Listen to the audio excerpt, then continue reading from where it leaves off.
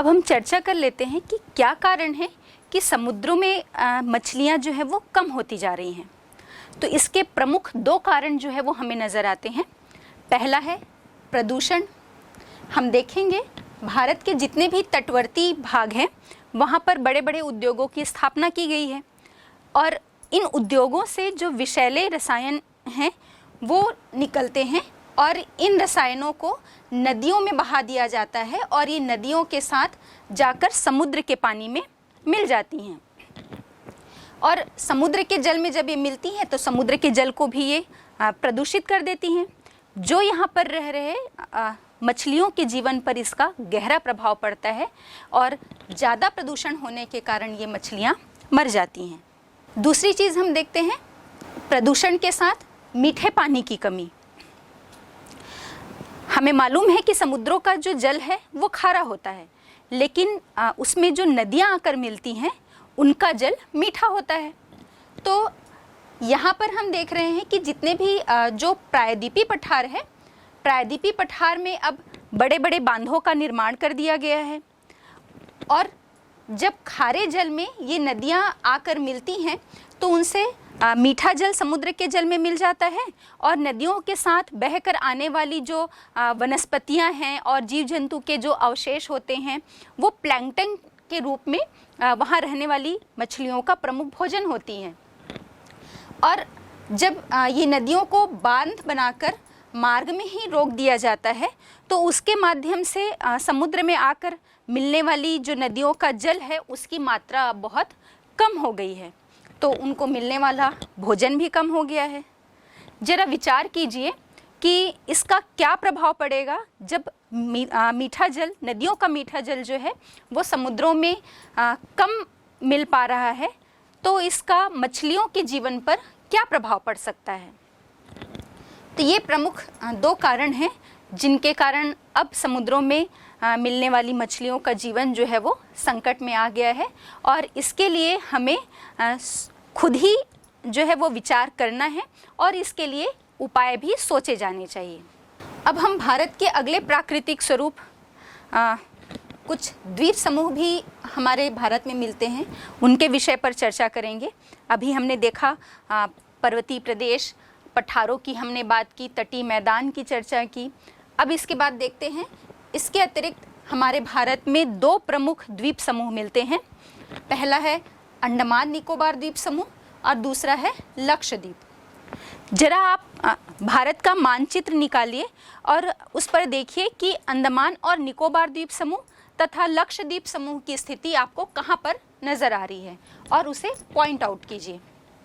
तो पहले हम बात कर लेते हैं अंडमान और निकोबार द्वीप समूह की। अंडमान और निकोबार द्वीप समूह जो है हम भारत के दक्षिणी छोर पर आते हैं जहाँ पर ये तीन ओर से समुद्र से घिरा हुआ है। तो हम पूर्व की तरफ देखते हैं बंगाल की खाड़ी की स्थिति है और पश्चिम में अरब सागर। तो पूर्व में जो बंगाल की खाड़ी की स्थिति देखने को मिल रही है, यहाँ पर बंगाल की खाड़ी में ये उत्तर से दक्षिण तक जो है इसका विस्तार हमको देखने को मिलता है अंडमान और निकोबार द्वीप समूह का। इस अंडमान द्वीप समूह में हमको दो स्थितियाँ मिलती हैं। उत्तरी जो इसका द्वीप समूह है वो अंडमान द्वीप समूह और दक्षिणी वाला जो द्वीपों का समूह है वो निकोबार द्वीप समूह के नाम से जाना जाता है। अब हम अंडमान द्वीप समूह में देखें तो इस द्वीप समूह का जो उत्तरी भाग है वो उत्तरी अंडमान, बीच वाला मध्य वाला जो हिस्सा है वो मध्य अंडमान और दक्षिण वाला जो हिस्सा है वो दक्षिणी अंडमान के नाम से जाना जाता है। और जो छोटे अंडमान द्वीप जो हैं वो भी इसी के अंतर्गत आते हैं। अब निकोबार द्वीप समूह को देखते हैं जो दक्षिण में स्थित है।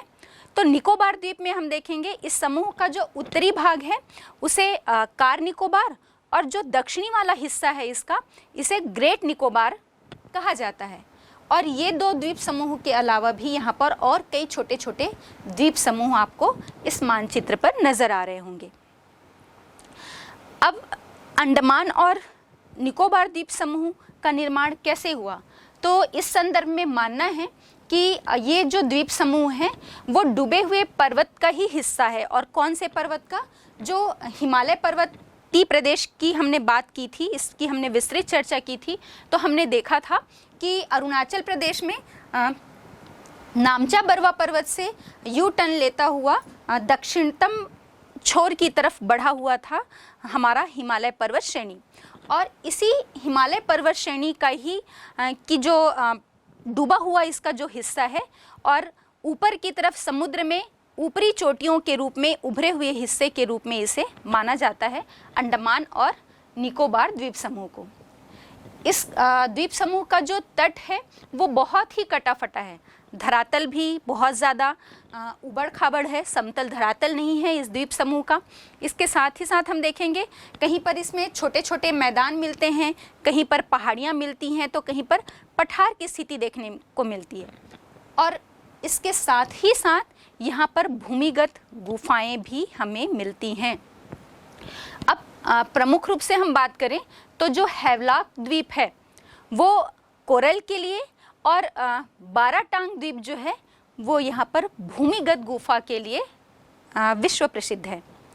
यहाँ जो भौगोलिक स्थलाकृतियाँ हैं जो इसके पहले भी हमने चर्चा की थी, स्टैलेक्टाइट और स्टैलेग्माइट, ये भी हमें जो है वो इस द्वीप समूह में इस प्रकार की स्टैलेक्टाइट, स्टैलेग्माइट और कंदरा स्तंभ, ये तीनों ही स्थलाकृतियाँ जो है वो देखने को मिलती है। यहाँ पर पहुँचने के लिए या तो जलयान का प्रयोग करना पड़ेगा और या फिर स्टीमर के उपयोग से यहाँ पर हम पहुँच सकते हैं। यहाँ पर विश्व प्रसिद्ध सेलुलर जेल की भी स्थिति है। यहाँ पर अनेक जनजातियाँ भी निवास करती हैं जो आज भी घने जंगलों के बीच में जीवन यापन करने के लिए मजबूर हैं। इसमें प्रमुख जनजातियों की यदि हम बात करें तो जरावा है, ओंग है, ग्रेट अंडमानी, निकोबारी और इसके साथ शोम्पेन जो है वो यहाँ की प्रमुख जनजाति है। इन जनजातियों में पर्यावरण के साथ समायोजन करने की जो है वो एक अद्भुत क्षमता जो है हम देखते हैं। शासन प्रशासन के द्वारा हम देख रहे हैं इनकी जो सभ्यता और संस्कृति है उनको भी सुरक्षित रखने का प्रयास किया जा रहा है उसकी तरफ से। इसके साथ ही हम यदि समस्या की बात करें तो यहाँ पर पीने के पानी की बहुत समस्या है, क्योंकि बारिश का जो पानी होता है, बारिश तो अच्छी खासी मात्रा में होती है, लेकिन बारिश का जितना भी पानी होता है वो अधिकांश वर्षा का जो जल है वो बहकर समुद्र में चला जाता है। यहाँ के आदिवासी जो हैं वो जल का संग्रहण बहुत एक परंपरागत तरीके से करते हैं। इनमें से इनका एक तरीका जो है वो बांस को चीर कर उसमें वर्षा का जल संग्रहण करना, ये इनका एक परंपरागत तरीका है। क्योंकि यहाँ पर हम इस क्षेत्र में देखेंगे, इस द्वीप समूह में यहाँ पर लकड़ी की मात्रा जो है वो बहुतायत में हमको देखने को मिलती है, बहुत अधिक मात्रा में लकड़ियाँ हैं। इसके कारण जो आपका अंडमान द्वीप समूह है, इसके चैथम द्वीप में, अंडमान द्वीप समूह के चैथम द्वीप में विशाल आरा मिल भी है, जहाँ पर लकड़ी को चीरने का प्रमुख व्यवसाय किया जाता है। इस अंडमान निकोबार द्वीप समूह में ही हम देखेंगे भारत का एकमात्र सक्रिय ज्वालामुखी जो बैरन द्वीप है उसकी स्थिति भी इसी द्वीप समूह में हमें मिलती है। और अंडमान के जो रंगट शहर है वहाँ से लगभग 4-5 किलोमीटर की दूरी पर यदि हम जाते हैं तो हमें यहाँ पर एक पंख ज्वालामुखी देखने को मिलता है, जिससे लगातार महीन मिट्टी का घोल जो है वो निकल रहा है, इसलिए इसे पंख ज्वालामुखी कहते हैं। अब इसके बाद हम चर्चा करते हैं भारत के दूसरे द्वीप समूह लक्षद्वीप द्वीप समूह के विषय पर। बच्चों, ये वही द्वीप समूह है जहां भारत की स्वतंत्रता के बाद हमारे भारत की जो सेना है उन्होंने सबसे पहले अपना झंडा यहाँ पर गाड़ा था, और जब पाकिस्तान की सेना आई तो वो हमारे भारत का झंडा देखकर वापस चली गई। बच्चों, ये वही लक्षद्वीप समूह है। इस द्वीप समूह की यदि हम बात करें तो इस मानचित्र में आप बहुत अच्छे से देख पा रहे होंगे कि भारत के पश्चिम में जो अरब सागर की स्थिति है, तो इस अरब सागर के दक्षिणी हिस्से में हमें लक्षद्वीप समूह जो है वो नज़र आ रहा है। ये केरल का जो मालाबार तट है उसके पश्चिम की ओर फैला हुआ है। इसका कुल क्षेत्रफल यदि हम बात करें तो लगभग 32 वर्ग किलोमीटर क्षेत्र में लक्षद्वीप का विस्तार है। हाँ, हम सन 1973 के पहले की बात करें तो उस समय इस द्वीप समूह को लक्षद्वीप, मिनिकॉय और अमिनी द्वीप के नाम से जाना जाता था, लेकिन अब वर्तमान में इसे लक्षद्वीप समूह जो है वो कहा जाता है। यहाँ पर इस द्वीप समूह में लगभग 36 द्वीप हैं, छोटे बड़े 36 द्वीप यहाँ पर हमें मिलते हैं, जिसमें जो लक्षद्वीप है वो सबसे बड़ा द्वीप है। लक्षद्वीप समूह को भी पर्वत का ही अंश माना जाता है। जो अरावली पर्वत है उसी का अंश जो है वो इस लक्षद्वीप समूह को माना जाता है, जिस पर लंबे समय से जो प्रवाल है, हमें मालूम है ये लक्षद्वीप समूह का निर्माण ही पूरे प्रवाल के अस्थि पंजरों के द्वारा हुआ है। ये प्रवाल निर्मित है। तो जो पर्वत का अवशेष या अंश यहाँ पर मिल रहा था, वहाँ पर बहुत लंबे समय से प्रवाल के जो अस्थि पंजर हैं उसका जमा हुआ, उसके निक्षेप का जमा हुआ, और इसके साथ ही साथ जो रेत, बजरी और गोलाश्म और शैवाल, इन सभी के अवशेष के जमाव के बाद हजारों लाखों साल के बाद फिर इस द्वीप समूह का निर्माण हुआ है। या हम ये देखेंगे कि वर्तमान स्थिति में ये इस अवस्था में ये द्वीप समूह हमें मिलता है। इस द्वीप समूह की राजधानी जो है वो कवरत्ती है। तो ये हमारे 2 द्वीप समूह हो गए जो भौगोलिक दृष्टिकोण से तो हमारे लिए महत्वपूर्ण है ही, और आर्थिक महत्व भी इनका बहुत अधिक है हमारे देश के लिए। ये दोनों ही द्वीप समूह जो हैं इनकी जलवायु उष्ण और आर्द्र है, और जहाँ पर भी उष्ण और आर्द्र जलवायु मिलती है तो हमें पता है कि वहाँ पर सदाबहार वनस्पतियाँ जो हैं वो देखने को मिलती हैं। मतलब ऐसी वनस्पतियाँ जो अपने पत्ते जो हैं वो वर्ष में एक भी बार नहीं गिराती। यहाँ पर एक घना वनस्पति आच्छादन देखने को मिलता है, घने घने वन मिलते हैं। और प्रमुख वृक्ष की यदि हम बात करें तो यहाँ पर महोगनी है, एबोनी, रोजवुड, इसके साथ ही साथ ताड़ और बांस, ये प्रमुख वनस्पतियाँ हमें यहाँ पर मिलती हैं। और चूँकि ये द्वीप समूह है, एक तटीय क्षेत्र है, इसलिए यहाँ पर केला और नारियल ये भी बहुतायत में पाए जाते हैं। और साथ ही साथ कुछ अनाज और गरम मसालों का भी उत्पादन यहाँ पर किया जाता है। ये द्वीप समूह के जो निवासी हैं वो एक द्वीप से दूसरे द्वीप तक जाने के लिए, चूँकि पूरा जलीय हिस्सा है, इसलिए या तो नाव का ये इस्तेमाल करते हैं, स्टीमर या जलयान, इस टाइप के परिवहन के साधनों का यहाँ पर उपयोग किया जाता है एक स्थान से दूसरे स्थान पर परिवहन के लिए। और यहाँ पर इस द्वीप की जो आबादी है, जो रहने वाली यहाँ जनसंख्या है, उसकी सघनता बहुत कम मिलती है। जो वहाँ पर प्रशासनिक रूप से जो केंद्र हैं या जहाँ पर कार्यालय स्थित हैं, वहीं पर हमें जनसंख्या की बसाहट सघन मिलती है। और बाकी क्षेत्र में कुछ द्वीप तो एकदम निर्जन प्राय हैं, और कुछ द्वीप में जो है वो जनसंख्या की सघनता या बहुत कम जनसंख्या, न्यून जनसंख्या जो है वो वहाँ पर निवास करती है। इन दोनों द्वीप समूहों के अलावा भी हमारे भारत में कुछ छोटे बड़े और द्वीप समूह हैं।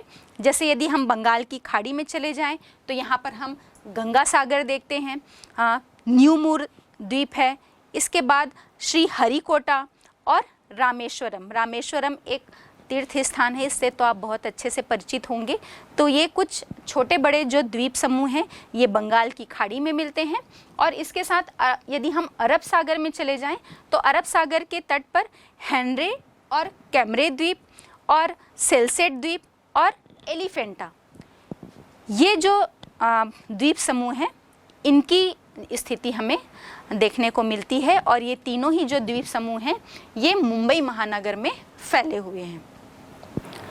बच्चों, पिछली क्लास में हमने भारत के जितने भी महत्वपूर्ण प्राकृतिक स्वरूप हैं, हिमालय के पर्वतीय प्रदेश, विशाल मैदान पर चर्चा की, प्रायद्वीपीय पठार की बात की हमने, और समुद्र तटीय मैदान जो विस्तृत हैं, इसके साथ ही द्वीप समूह पर भी हमने चर्चा की।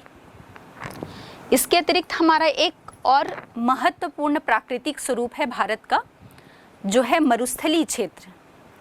और भारत का मरुस्थल जो है वो राजस्थान में फैला हुआ है। और इसे हम थार के मरुस्थल के नाम से जानते हैं। राजस्थान में भी यदि हम चले जाएं तो अरावली पर्वत श्रेणी का जो पश्चिमी छोर है उसके समानांतर इस थार के मरुस्थल का जो है विस्तार हमको देखने को मिलता है। बच्चों, यदि हम पूरे विश्व के सभी मरुस्थल पर नज़र दौड़ाएं तो हम देखेंगे कि विश्व में जितने भी मरुस्थल हैं उन सभी में सघन बसाहट जो है वो हमें हमारे भारत के थार के मरुस्थल में ही देखने को मिलती है। और ये जो मरुस्थलीय क्षेत्र की हम बात कर रहे हैं जो अरावली के समानांतर पश्चिम में फैली हुई है, तो बच्चों मैं आपके नॉलेज के लिए बता दूं कि हमारे भारत और पाकिस्तान की जो सीमा रेखा है, रेड क्लिफ रेखा जिसे हम कहते हैं, वो भी इसी थार के मरुस्थल से होकर गुजरती है।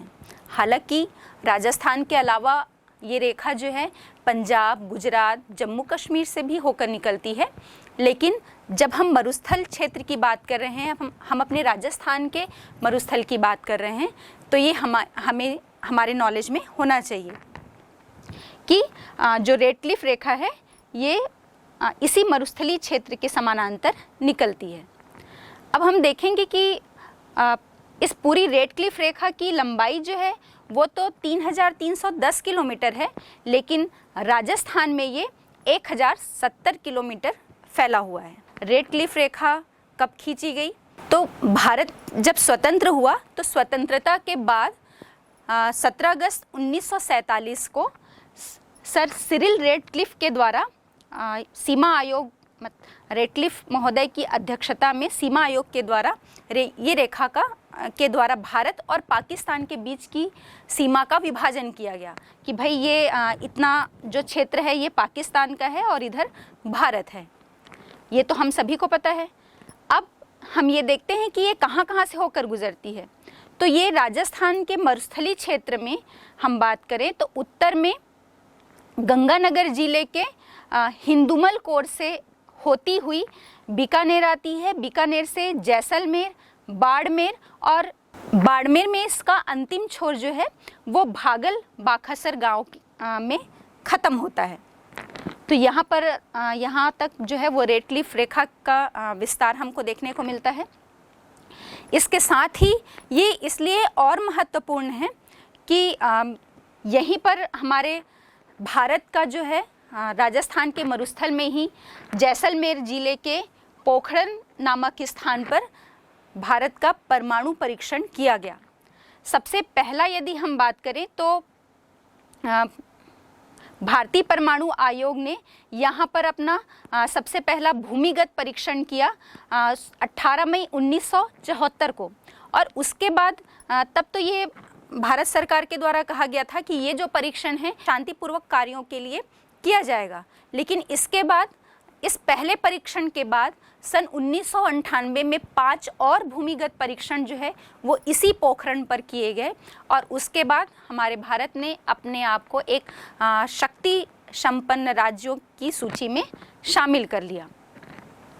तो ये तो हो गई कुछ भारत की आर्थिक और सामरिक महत्व की बात जो राजस्थान से जुड़ी हुई है। अब इसमें हम जब भौगोलिक स्थलाकृति की बात करें तो ये भी देखेंगे कि आप यहाँ पर रेतीले क्षेत्र में वायु के अपर्दन कार्य के द्वारा जो बरखान या बालुका स्तूप की हम बात करते हैं तो ये आपको बहुतायत में देखने को मिलती है। जब हम इसके एकदम पश्चिमी छोर पर चले जाएं जहाँ पर पूरी जगह हमको रेत ही रेत नज़र आती है तो वहाँ हम देखेंगे कि वायु के अपर्दन से निर्मित जो स्थलाकृति है बरखान और बालुका स्तूप ये आपको बहुतायत में देखने को मिलेगी। तो ये हो गई कुछ राजस्थान की भौगोलिक स्थलाकृति से संबंधित विशेषता की बात। अब हम ये देखते हैं कि अभी हमने कहा था कि विश्व के जितने भी मरुस्थल हैं उसमें सर्वाधिक जो जनसंख्या की बसाहट है या सघन बसाहट जो है वो हमारे भारत के राजस्थान के थार मरुस्थल में ही देखने को मिलती है। अब यहाँ क्या विशेषताएं हैं? यहाँ कुछ पारंपरिक उद्योग हैं जो यहाँ के लोगों को रोजगार उपलब्ध कराते हैं, जिसके कारण जनसंख्या की बसाहट हमें यहाँ देखने को मिलती है। तो हम देखते हैं यहाँ के कुछ जो पारंपरिक उद्योग हैं, उसमें बंधेज का कार्य। आप राजस्थान में जब जाते होंगे तो आप वहाँ पर जो कपड़ों में वहाँ चाहे वो साड़ी हो या कुर्तियाँ हों, उसमें बंधेज वाले कार्य जो हैं वो आप देखते ही होंगे। ये एक आम बात होती है और ये हमें बहुत आकर्षक भी लगते हैं। तो यहाँ के जो उद्योग हैं, पारंपरिक उद्योग, उसमें बंधेज है। यहाँ लाख की चूड़ियाँ भी बहुत फेमस हैं। इसके साथ ही साथ कपड़े की बुनाई, रंगाई, आभूषणों में मीनाकारी, इसके साथ ही साथ पत्थरों की जो नक्काशी है, ये सभी जो उद्योग हैं यहाँ पर बहुत ज़्यादा प्रसिद्ध हैं और प्रचलित हैं और लोगों के द्वारा बहुत अधिक पसंद भी किए जाते हैं, जिसके कारण ये उद्योग जो हैं वो बहुत विकसित भी होते जा रहे हैं। हम प्राचीन समय में भी देखें तो मारवाड़ और गुजरात का जो क्षेत्र है, यहाँ के कच्छ और काठियावाड़ से जो लोग हैं वो बरसों से व्यापार करते आ रहे हैं अरब देशों के साथ। तो ये तो कुछ परंपरागत उद्योग हो गए। इसके साथ ही साथ यहाँ पर अपनी आजीविका का निर्वाह करने के लिए जो यहाँ पर लोग रहते हैं वो इन पारंपरिक उद्योगों के साथ साथ कृषि और पशुपालन का भी काम जो है वो करते हैं। और राजस्थान का जो थार है वो भारत का सबसे बड़ा ऊन उत्पादक क्षेत्र है। पूरे भारत का सबसे बड़ा ऊन उत्पादक क्षेत्र भारत का थार मरुस्थल है और यहाँ पर ऊन की कालीन, दरिया, ये सभी भी जो है वो प्रमुखता से बनाई जाती हैं। यदि हम ये तो उत्तम किस्म के होते ही हैं और राजस्थान का ये जो बीकानेर जिला है ये एशिया की सबसे बड़ी ऊन की मंडी के नाम से भी प्रसिद्ध है। अगर हम देखें तो हमें थार का मरुस्थलीय क्षेत्र है, पूरी जगह पूरा जो क्षेत्र है वो रेतीला है और एक शुष्क क्षेत्र है जहाँ पर बारिश जो है वो नहीं के बराबर होती है। और अगर बारिश होती भी है, जो थोड़ी बहुत मात्रा में बारिश होती है, तो वो इतनी कम होती है कि भूमि के द्वारा या तो सोख ली जाती है और रास्ते में ही वो वाष्प बनकर ऊपर की तरफ वायुमंडल में चली जाती है। तो इतनी कम बारिश होने के कारण ये बहुत ज़्यादा शुष्क क्षेत्र है। और हम कहें कि यदि हम अरावली के पश्चिमी क्षेत्र की बात करें तो यहाँ पर तो जो 25 सेंटीमीटर की वार्षिक वर्षा रेखा है वो इसे विभाजित करती है, इसके पूर्व और पश्चिमी छोर को। पश्चिमी छोर में 25 सेंटीमीटर से भी कम बारिश का क्षेत्र होता है। और यदि हम इस पूरे राजस्थान के जो बीकानेर, जैसलमेर, बाड़मेर, इन जिलों की तरफ चले जाएं तो वहाँ पर लगभग 150 मिलीमीटर ही वर्षा होती है। तो बहुत कम बारिश होने के कारण, बहुत शुष्क क्षेत्र होने के कारण यहाँ पर वनस्पतियाँ तो जो हैं वो नहीं के बराबर मिलेंगी, लेकिन जो थोड़ी बहुत बारिश होती है उसके कारण यहाँ पर कृषि वानिकी की जो संभावनाएं हैं वो अब कुछ इसके सफल प्रयास किए जा रहे हैं इसे बढ़ावा देने के लिए। हम यहाँ पर देखेंगे कि इस क्षेत्र में खेजड़ी नामक जो वृक्ष है वो यहाँ का एक प्रमुख वृक्ष है, जो मनुष्य के लिए भी और उसके साथ साथ पशुओं के लिए भी बहुत ही उपयोगी है। और वो किस लिए उपयोगी है? तो इसके जो पत्ते हैं वो यहाँ के जो पशु होते हैं उनके लिए बहुत ही एक पौष्टिक आहार का काम करता है, साथ ही साथ उन्हें चारा प्रदान करता है। और इसकी जो लकड़ियाँ हैं वो भवन निर्माण के लिए, कृषि के लिए और साथ ही साथ ऊँट गाड़ी के लिए भी ये लकड़ियाँ जो हैं वो इस्तेमाल की जाती हैं। इसके अलावा हम देखेंगे कि खेजड़ी की जो जड़ है वो बहुत अच्छा भूमि में, ज़मीन में, धरातल में नाइट्रोजन का योगीकरण करने में बहुत ज़्यादा सहायक होती है। इसलिए खेजड़ी को जो है ये मनुष्य के लिए, पशुओं के लिए और साथ ही साथ वहाँ पर धरातली मिट्टी के लिए भी बहुत ज़्यादा उपयोगी होती है। खेजड़ी के अलावा यहाँ पर रोहिड़ा नामक जो वृक्ष होता है वो भी बहुत उपयोगी होता है, जो यहाँ पर चारे के लिए तो प्रयोग किया ही जाता है और साथ ही साथ मिट्टी को अपनी जड़ों से बांधे रखने का काम करता है। तो ये दोनों ही वृक्ष जो हैं वो यहाँ के लिए बहुत उपयोगी हैं और अधिक मात्रा में भी हमें यहाँ इस क्षेत्र में ये देखने को मिलते हैं। अब हम ये देखते हैं, ये वृक्षों का कृषि वानिकी के लिए के संदर्भ में हम मरुस्थल के फैलाव को रोकने के लिए रोहिणी जो वृक्ष की हम बात कर रहे हैं, जो मिट्टी को अपनी जड़ों में बांध कर रखता है, तो इस संदर्भ में इसका विकास यहाँ पर बहुत अधिक किया जा रहा है, क्योंकि इसके माध्यम से मरुस्थल का जो विकास है उसको रोका जा सकता है। और इसके साथ ही रोहिणी वृक्ष जो है, इसकी लकड़ियाँ फर्नीचर के लिए भी बहुत ज़्यादा यहाँ पर उपयोग की जाती हैं, और इसके जो तने होते हैं, इन तनों की छाल में बहुत ज़्यादा औषधीय गुण होता है, इसलिए एक मेडिसिनल प्लांट के रूप में भी ये वृक्ष जो है वो प्रयोग की जाती है। अब वनस्पतियों के साथ साथ हम यहाँ पर देखेंगे, थार में जो है वो विभिन्न प्रकार के खनिज संपदा भी हमें देखने को मिलती है। बहुत अधिक मात्रा में खनिज पदार्थ भी यहाँ पर हमको पाए जाते हैं, जैसे कि हम बात करें बीकानेर और बाड़मेर ज़िले में इल्मेनाइट, जैसलमेर और जोधपुर में चूना पत्थर, बीकानेर में जिप्सम, बाड़मेर में ग्रेनाइट, जैसलमेर और बीकानेर में खनिज तेल और प्राकृतिक गैस। बच्चों, और क्या आपको पता है कि पूरे विश्व में वास्तुशिल्प का जो अनूठा उदाहरण है, और हम कहें कि हमारे विश्व में 7वां बड़ा जो आश्चर्य हमारा ताजमहल, ये किस चीज़ से बना है और इसमें जो प्रयोग की जाने वाली संगमरमर है वो किस स्थान से लाई गई है? ये इसी राजस्थान के नागौर जिले के मकराना से प्राप्त की गई जो सफ़ेद संगमरमर है, इससे इस ताजमहल का निर्माण किया गया है। अब इसके साथ ही हम देखें कि जोधपुर में जो बलुआ पत्थर है और जालौर का जो ग्रेनाइट है, ये भी नागौर के मकराना के संगमरमर के साथ साथ ये दोनों भी बहुत ज़्यादा प्रसिद्ध हैं। इसके साथ हम देखें, जैसलमेर और बाड़मेर ज़िले में जो खनिज तेल है, उसमें पिछले 25 सालों की यदि हम बात करें तो हम कह सकते हैं कि ये भारत की सबसे बड़ी खोज है। तेल, गैस और इसके साथ ही पवन चक्की और सौर ऊर्जा, ये सभी जो है ऊर्जा के जो गैर परंपरागत स्रोत हैं, हम कह सकते हैं कि राजस्थान में इसकी अभूतपूर्व संभावनाएं हैं, और इस अभूतपूर्व संभावनाओं के कारण ही भविष्य में जो राजस्थान का आर्थिक और सामरिक महत्व है वो बहुत ज़्यादा विकास को गति प्राप्त कर सकता है। तो ये महत्वपूर्ण चीज़ों की हमने बात की, और ये जो थार का मरुस्थल है ये हमारे लिए इतना इम्पॉर्टेंट क्यों है, ये चीज़ आपने अभी समझी।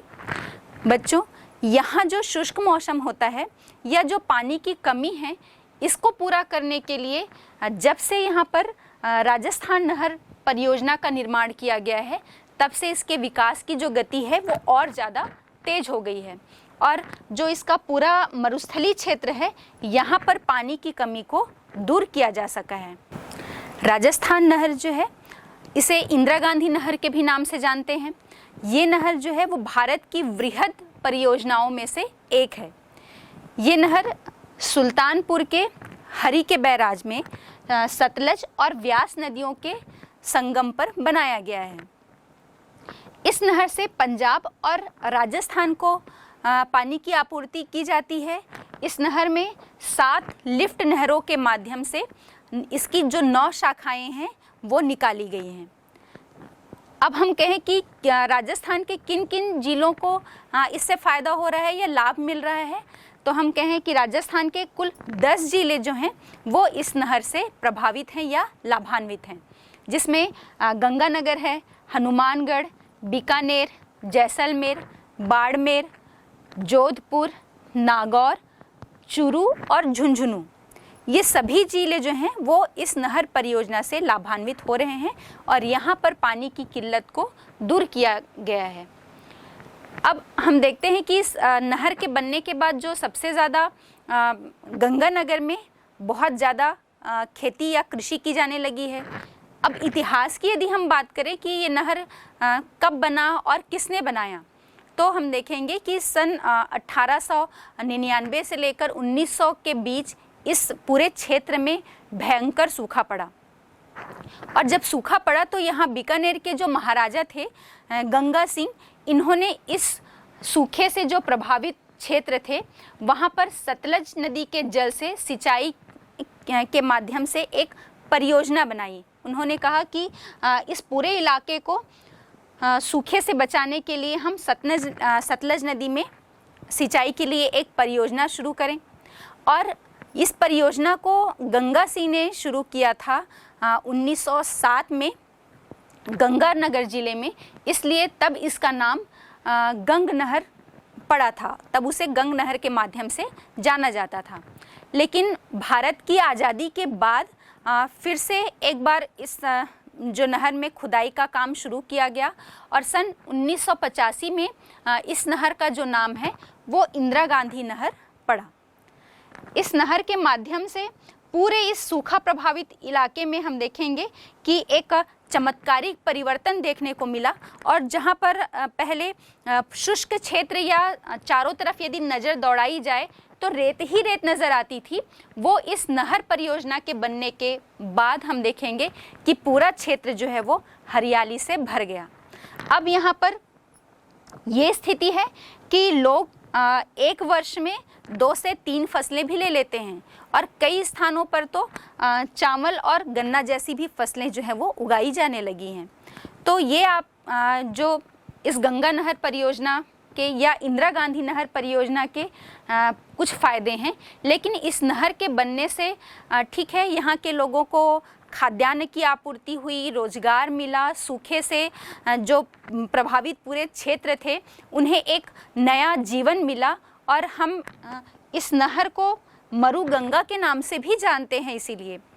लेकिन इसके साथ ही साथ इस नहर परियोजना के बनने के बाद यहाँ पर कुछ समस्याओं का भी सामना करना पड़ रहा है, जिसमें प्रमुख समस्या ये है कि इस नहर के बनने के बाद यहाँ पर पानी की अधिकता हो गई धरातल में, जिसके कारण भूमि के अंदर, ज़मीन के अंदर का जो लवण था वो ऊपरी क्षेत्र में आ गया। तो भूमि की जो लवण की समस्या है, मृदा की लवणता की समस्या, सेम की समस्या और साथ ही साथ कुछ बीमारियों की भी पनपने की जो समस्या है वो इस क्षेत्र में उत्पन्न हो गई है। तो लाभ तो हुए हैं, लेकिन इसके साथ ही साथ हमें कुछ समस्याओं का भी इस नहर परियोजना के बनने के बाद सामना करना पड़ रहा है। तो ये हो गई राजस्थान नहर परियोजना की बात। अब हम ये देखते हैं कि इस मरुस्थल में जो रहने वाले लोग हैं वो किस प्रकार से अपना जीवन यापन करते हैं और इस सूखे क्षेत्र में पानी का कितना महत्व है, या पानी जो है वो कितना महत्वपूर्ण होता है, चाहे वो कृषि के लिए हो या फिर हम कहें कि वनस्पतियों के उगने के लिए, पीने के लिए। तो इस बात को जानने के लिए या इस मरुस्थल में लोग कैसे अपना जीवन चलाते हैं, इसके लिए हम आइए चलते हैं एक छोटे से गांव में।